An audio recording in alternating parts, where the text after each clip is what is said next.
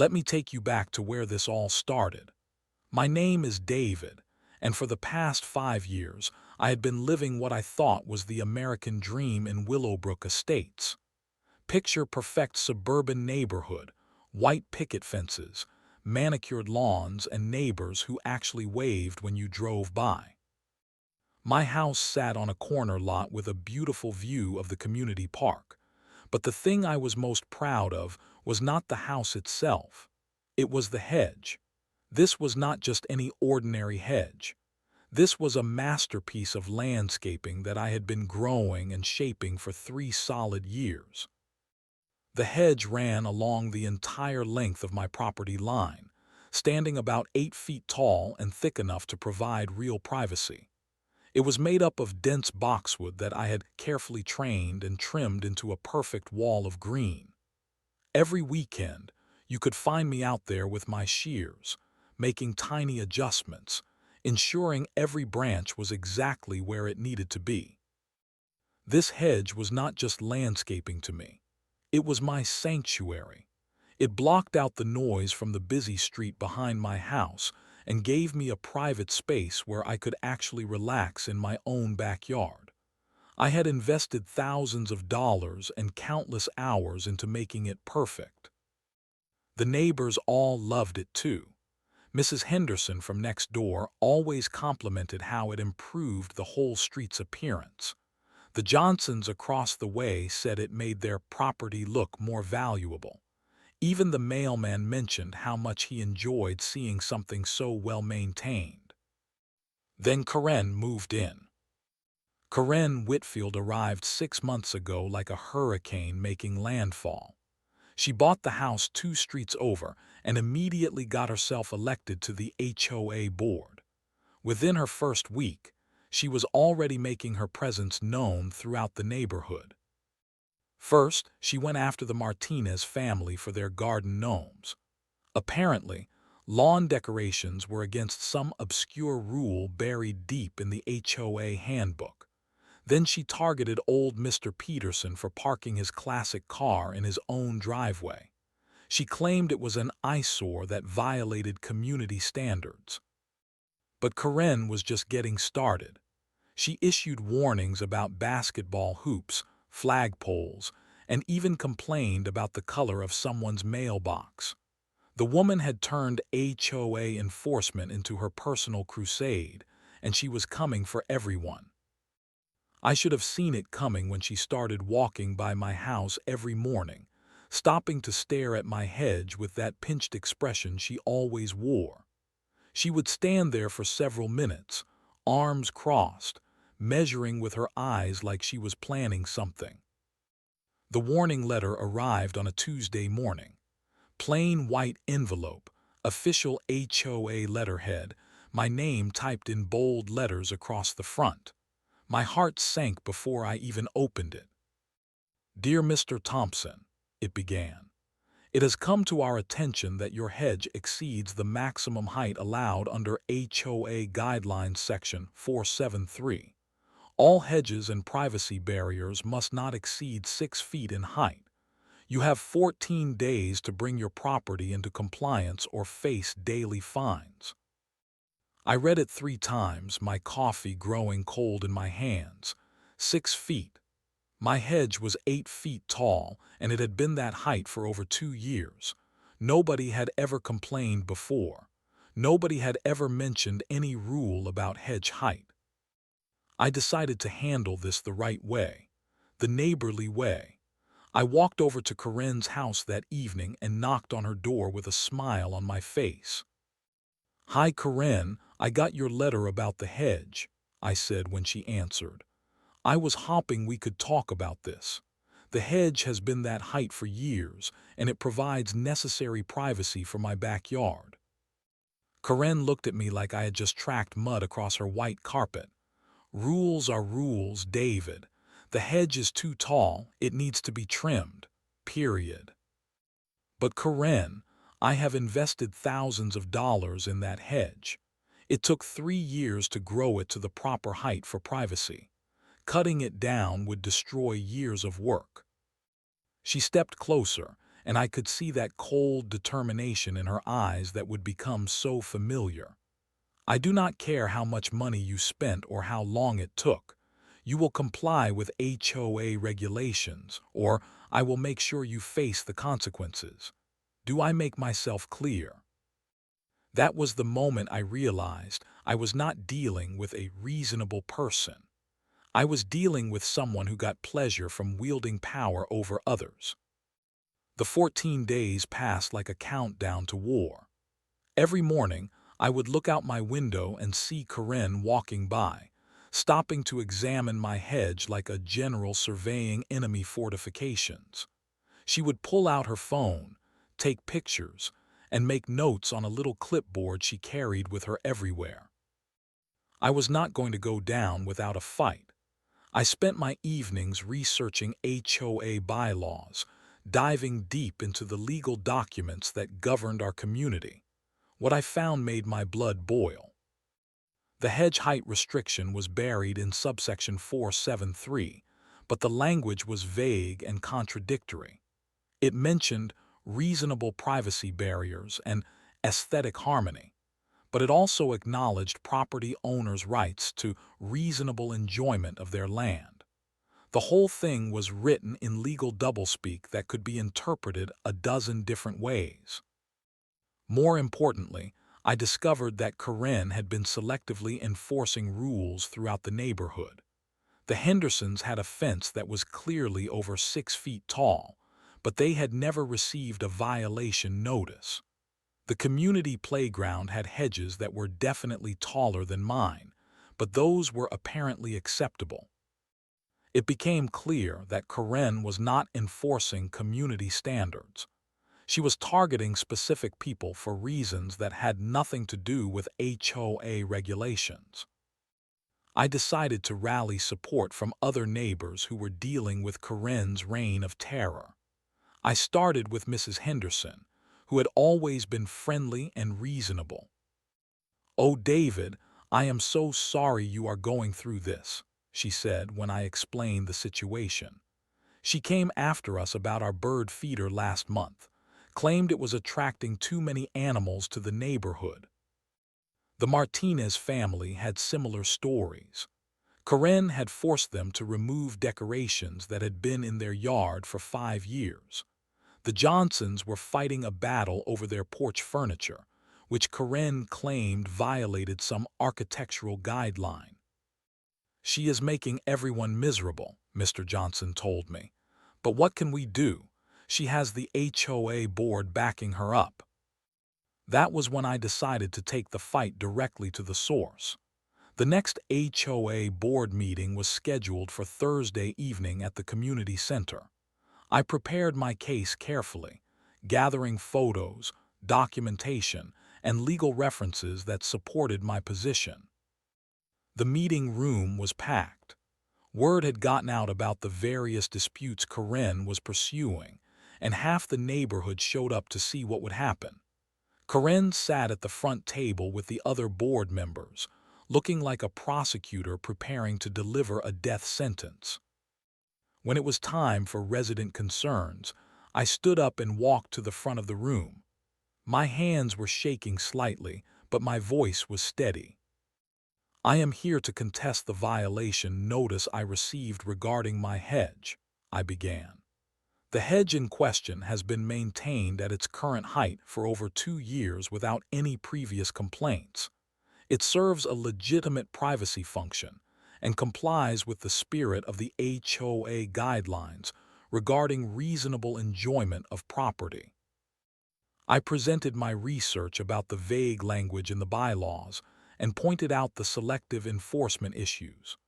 The room was silent except for the scratching of Corinne's pen as she made angry notes.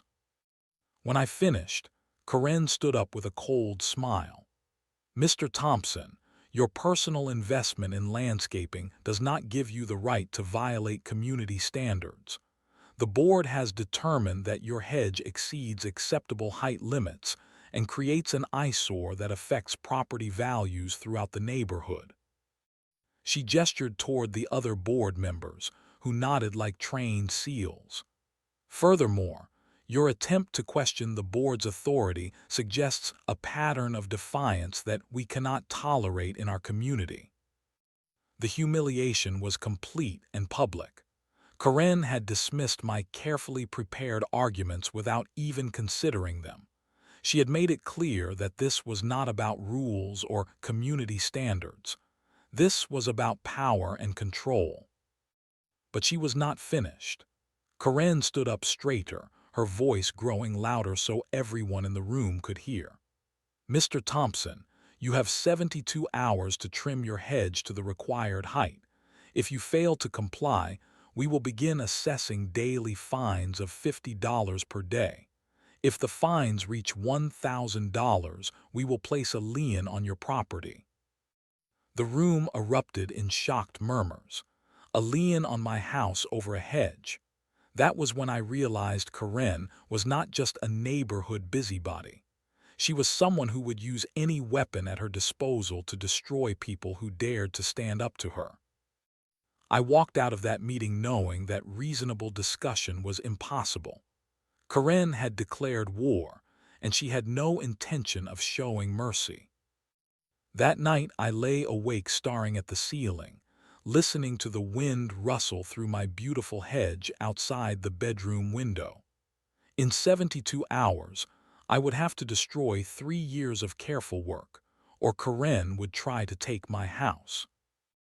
That was when I started planning my revenge. The next morning, I sat at my kitchen table with my laptop and a fresh cup of coffee, beginning what would become the most important research project of my life. If Karen wanted to play hardball, I needed to make sure I understood every rule in the game. My first stop was topiary art. I had always known that people carved shapes into hedges and bushes, but I had never realized the extent of what was possible. I spent hours looking at photographs of incredible hedge sculptures from around the world. There were hedge mazes, animal shapes, geometric patterns, and even detailed human figures. What really caught my attention were the controversial pieces. There was an artist in England who had carved a giant middle finger into his hedge after a dispute with local authorities. A woman in California had sculpted her hedge into the shape of a hand, making an obscene gesture toward her neighbor's house. Both pieces had made international news and were legally protected as artistic expression. This was the key: art. If I could create something that qualified as legitimate artistic expression, I would have legal protections that went far beyond HOA regulations. I dove deeper into the legal research.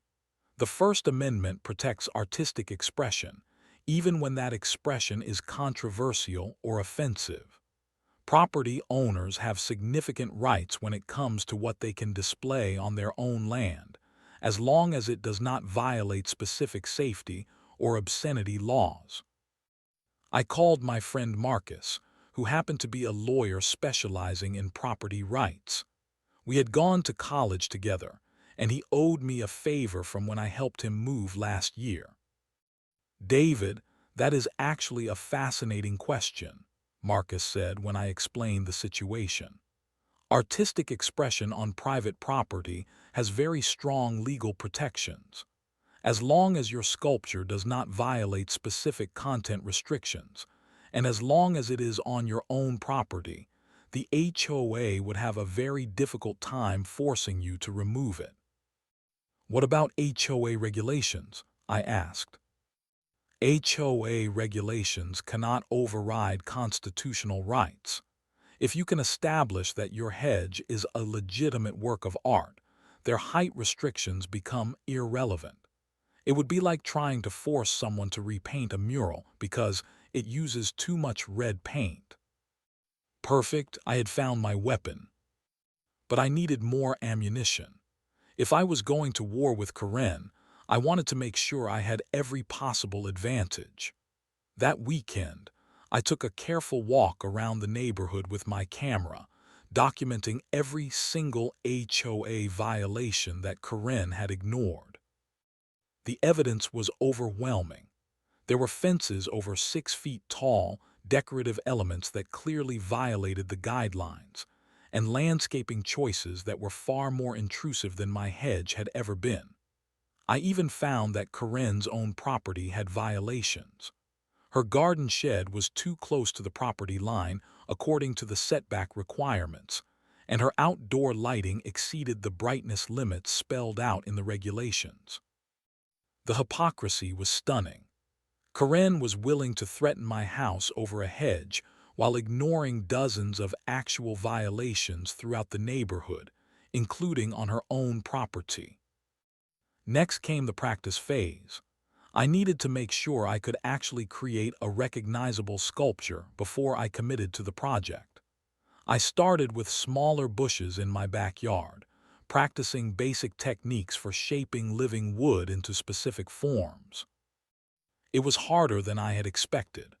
Working with living plants meant dealing with irregular growth patterns, varying density, and the constant threat that one wrong cut could ruin weeks of work. But I was determined to master the technique. I watched YouTube videos, read gardening forums, and even bought a few books on topiary art.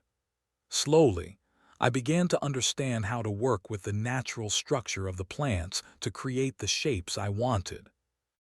After 2 weeks of practice, I was ready to attempt something more ambitious. I started with simple geometric shapes, then moved on to basic animal forms. A rabbit, a bird, nothing too complex but enough to prove that I could create recognizable figures. The breakthrough came on a Sunday afternoon when I was practicing on a small juniper bush in my backyard.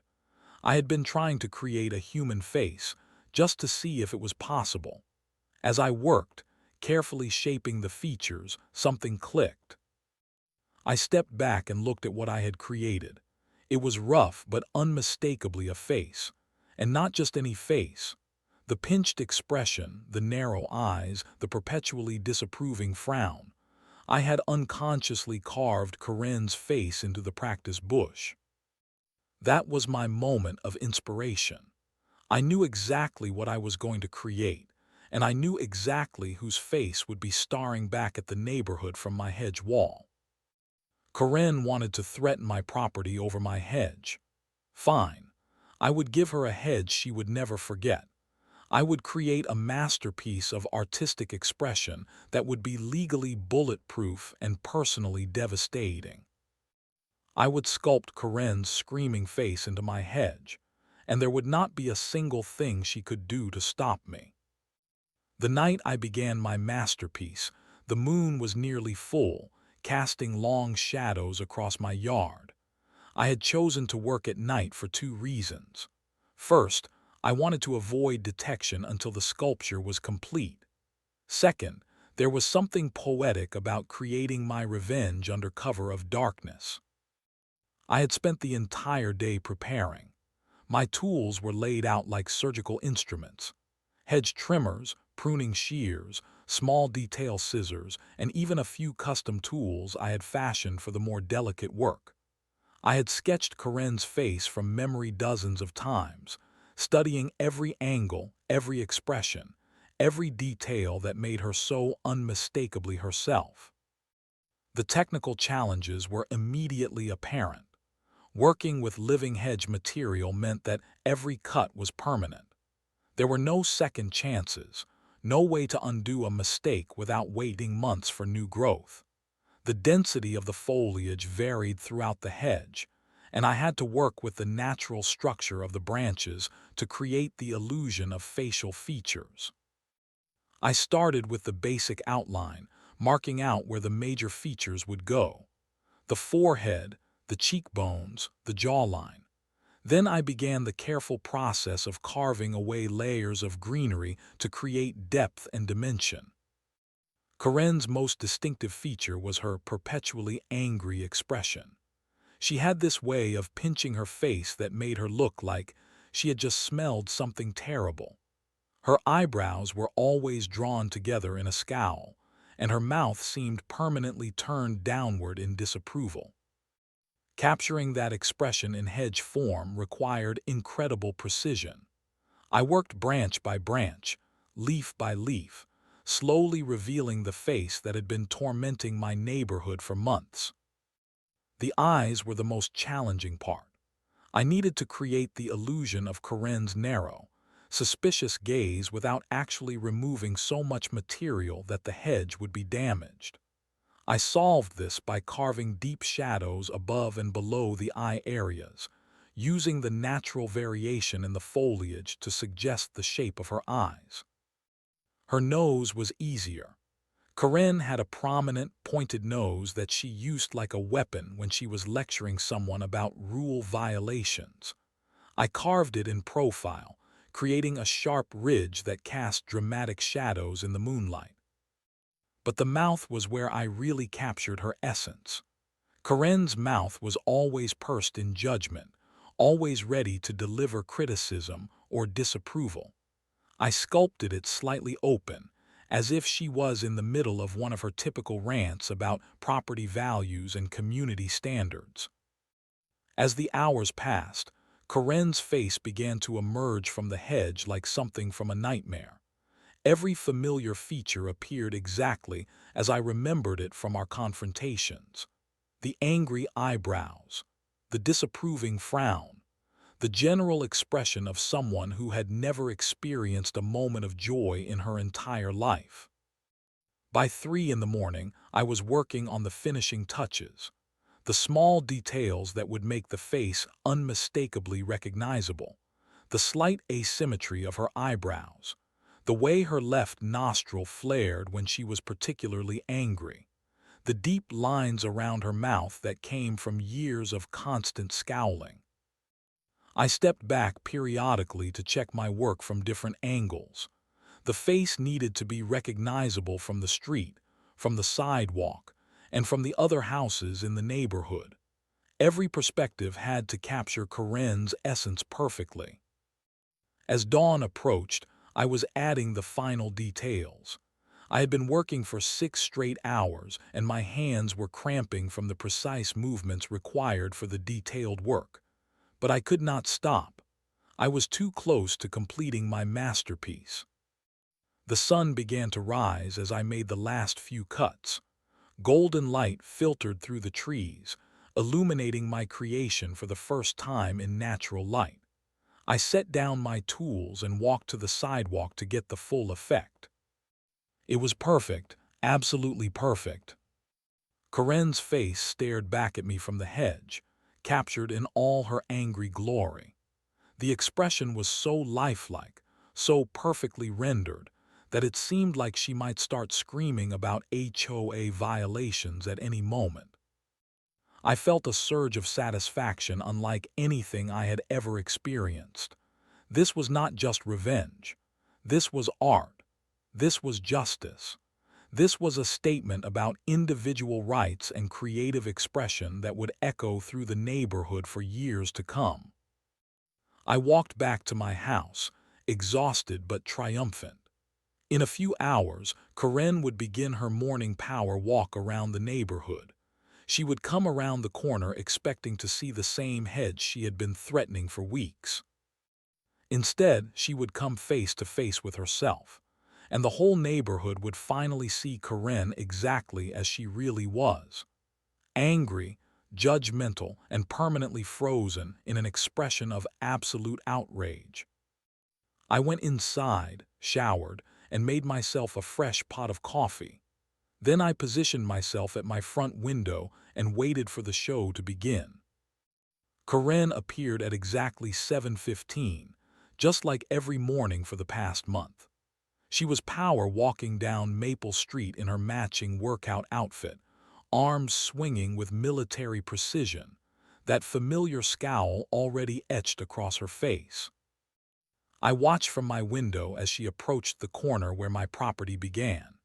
She was looking down at her phone, probably checking for new HOA violations she could pursue or composing another threatening email to some unfortunate neighbor.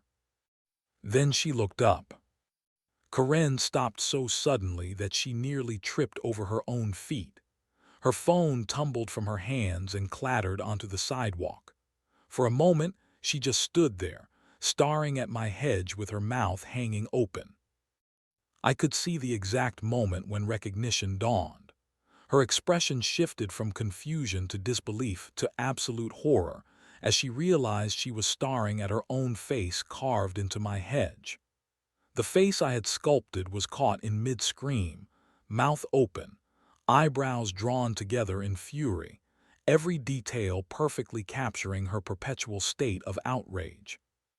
"What the hell?" she screamed, her real voice matching the expression I had carved into the hedge.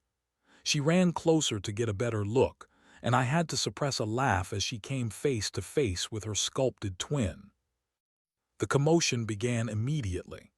Mrs. Henderson came out to water her flowers and stopped dead when she saw Corinne standing in front of the hedge sculpture. Mr. Johnson was walking his dog and had to do a double take when he realized what he was looking at. Within minutes, a small crowd had gathered. Neighbors were coming out of their houses, drawn by Corinne's increasingly hysterical shouting. Some were openly laughing. Others were taking pictures with their phones. Everyone was staring at my masterpiece. "This is outrageous," Corinne was screaming at anyone who would listen. "This is harassment. This is defamation. I am calling the police right now." That was my cue. I walked outside with my own coffee cup, moving with deliberate calm toward the growing crowd. All eyes turned to me as I approached my hedge sculpture. "Morning, Corinne," I said pleasantly. "I see you have met my latest art project." "Art project," she shrieked. "This is not art. This is an attack. You cannot put my face on your property without permission." I took a sip of my coffee and smiled. "Actually, Corinne, this is protected artistic expression on my private property. I have every legal right to create sculptural art on my own land." "I do not care about your legal rights," she screamed. "You will remove this immediately, or I will have you arrested for harassment." The crowd was growing larger. I could see neighbors I had never even spoken to coming over to see what all the commotion was about. Some were recording video on their phones. Others were calling friends to come see the spectacle. "I understand you are upset," I said, maintaining my calm demeanor. "But this sculpture represents months of careful artistic work. It is a statement about community dynamics and individual expression. I think it captures something very real about our neighborhood experience." Mrs. Henderson spoke up from the crowd. "It certainly looks like you, Corinne." That sent Corinne into another rage spiral. "You people do not understand. This man is trying to humiliate me. He is making a mockery of the HOA and everything we stand for." "What exactly do you stand for, Corinne?" asked Mr. Martinez, who had received his own share of violation notices. "Because from where I am standing, it looks like he captured you perfectly." The crowd murmured agreement. I could see that public opinion was clearly not on Corinne's side. People were enjoying this moment of justice too much to support her complaints. Corinne pulled out her phone and started dialing frantically. "I am calling code enforcement. I am calling the police. I am calling City Hall. Someone will make you remove this." "Go ahead," I said calmly. "I have done extensive research on my rights as a property owner and as an artist. This sculpture is completely legal." "Legal?" she screamed. "I will show you legal. I am going to sue you for everything you own. I am going to make your life miserable." "More miserable than dealing with your HOA power trips?" I asked. "More miserable than being threatened with losing my house over a hedge? I do not think that is possible, Corinne." The crowd was clearly enjoying the show. For months, they had watched Corinne terrorize the neighborhood with her endless complaints and threats. Now they were seeing her get a taste of her own medicine, and they were loving every second of it. Corinne realized she was losing the battle for public sympathy. She looked around at the amused faces surrounding her and seemed to understand that her usual tactics were not working. "This is not over," she hissed at me. "I will find a way to make you pay for this humiliation." "Corinne," I said, gesturing toward the Hedge sculpture, "the only person who has humiliated you here is yourself. I just gave you a mirror." She stormed off, her phone pressed to her ear, already starting the first of what would be many desperate phone calls to various authorities. But I could see in her eyes that she knew she had lost this round. The crowd began to disperse, but not before several neighbors came over to congratulate me on my artistic achievement. For the first time in months, the neighborhood felt like a community again instead of a police state. I stood there admiring my work as the morning sun illuminated Corinne's sculpted face. Phase 1 of my revenge was complete, but I had a feeling the real show was just getting started. Corinne spent the rest of that day making phone calls like her life depended on it. I could see her through her front window, packing back and forth with her phone pressed to her ear, gesturing wildly as she tried to convince various authorities to take action against my Hedge sculpture. Her first call was to the police. Officer Martinez showed up around noon, looking more amused than concerned as he examined my artistic creation. "I have to admit, it does look like her," he said with a barely suppressed grin. "But sir, this is clearly artistic expression on your private property. There is no law against sculpting hedges, even if the subject does not appreciate the likeness." Corinne was not satisfied with that response. "But it is harassment. It is defamation. Surely there must be something you can do." Officer Martinez shook his head. "Ma'am, unless he has made specific threats or violated an actual law, there is nothing criminal here. This is a civil matter at best." Strike one for Corinne. Next came the code enforcement officer. I watched from my window as a tired-looking man in a city truck pulled up and spent 20 minutes examining my hedge from every angle. Corinne stood next to him the entire time, pointing and gesturing, and clearly trying to convince him that my sculpture violated some municipal code. The officer knocked on my door around 2 o'clock. "Sir, I have to say, this is the most unusual call I have received in 15 years of code enforcement. Your neighbor claims this sculpture violates city ordinances." I invited him in for coffee and showed him my research file. I had prepared for this moment carefully, with documentation of my property rights and legal precedents for artistic expression. "Based on everything I can see here," the officer said after reviewing my materials, "this appears to be legitimate artistic landscaping on private property. The city has no grounds to order its removal." Strike two. Corinne was getting desperate. Over the next few days, I watched her make increasingly frantic attempts to find anyone, who would force me to remove my masterpiece. She called the mayor's office, the city planning department, and even tried to contact the state attorney general. Meanwhile, something wonderful was happening. The story was spreading beyond our little neighborhood. Someone had posted photos of the Hedge sculpture on social media, and it was going viral. "Homeowner creates revenge art after HOA dispute," read the headline on the local news website.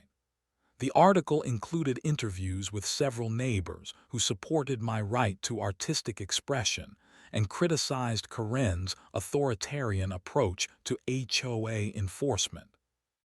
The story was picked up by larger news outlets. I found myself being interviewed by reporters who were fascinated by the intersection of property rights, artistic expression, and neighborhood politics. "This represents a broader issue about individual freedom versus community control," I told one reporter. Sometimes creative resistance is the only way to deal with bureaucratic bullying. The Hedge sculpture became a minor internet sensation. Photos were shared thousands of times on social media, with comments overwhelmingly supporting my artistic statement. People from around the country were praising my creative approach to dealing with HOA overreach. Karen, meanwhile, was becoming increasingly isolated. The other HOA board members were distancing themselves from her crusade against my hedge. Even her most reliable supporters were beginning to question whether this fight was worth the negative publicity. I watched her standing alone in her front yard one evening, staring at my sculpture with undisguised hatred. The woman who had seemed so powerful just weeks before now looked small and defeated. The final blow came when the local newspaper published an editorial about the situation. The case for creative resistance praised my artistic response to HOA bullying and criticized the selective enforcement of community rules. Mr. Thompson has shown that sometimes the most effective response to bureaucratic overreach is not legal action or political protest, but creative expression that exposes the absurdity of the situation, the editorial concluded. Karen tried one last desperate gambit. She organized an emergency HOA board meeting to address what she called the ongoing threat to community standards. Only 3 people showed up, and 2 of them were there to support my right to keep the sculpture. The tide had completely turned.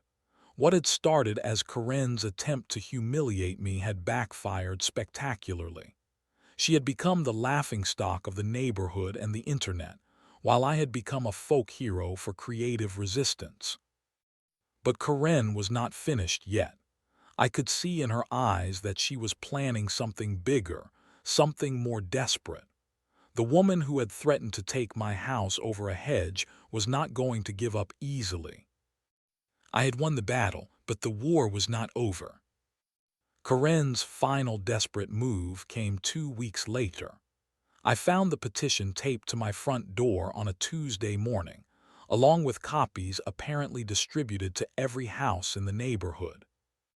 Petition to remove offensive display was printed in bold letters across the top.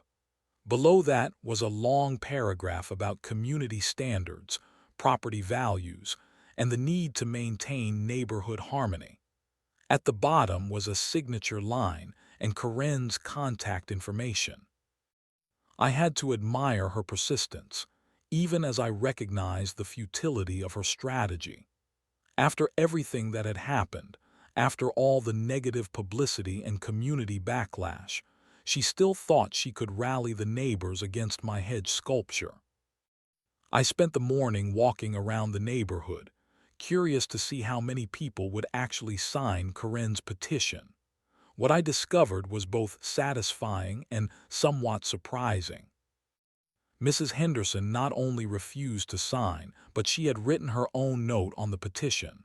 This is artistic expression and should be protected.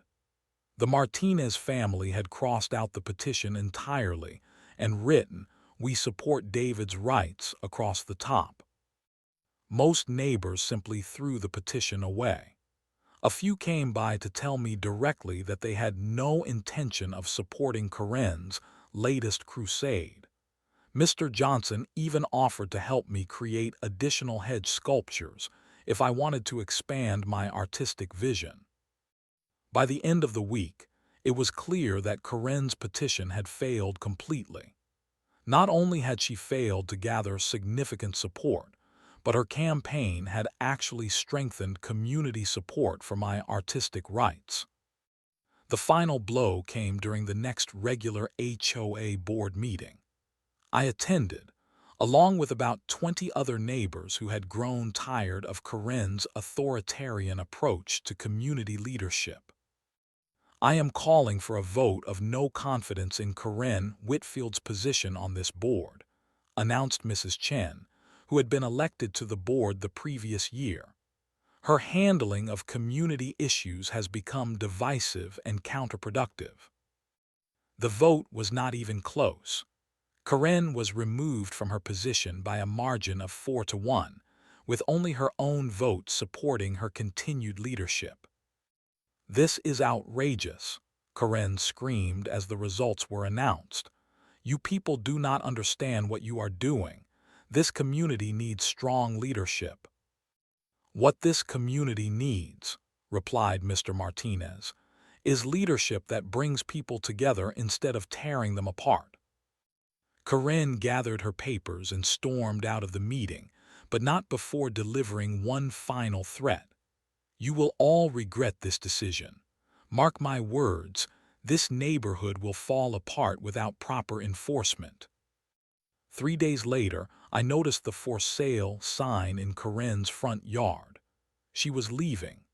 After months of battles and threats and attempts to destroy my property rights, she was simply giving up and moving away. I felt a moment of sympathy for her, but it passed quickly. Karen had brought this situation on herself through her bullying behavior and authoritarian approach to community leadership. The new HOA board was elected the following month. Their first official act was to review and clarify the community guidelines, removing the vague language that had allowed for selective enforcement. They also established a formal appeals process for residents who felt they had been unfairly targeted.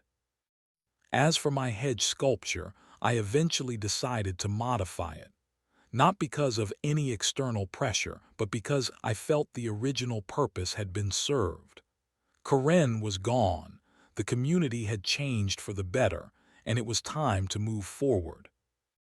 I transformed Karen's screaming face into a more abstract artistic design that still served as a privacy barrier, but did not carry the same personal message.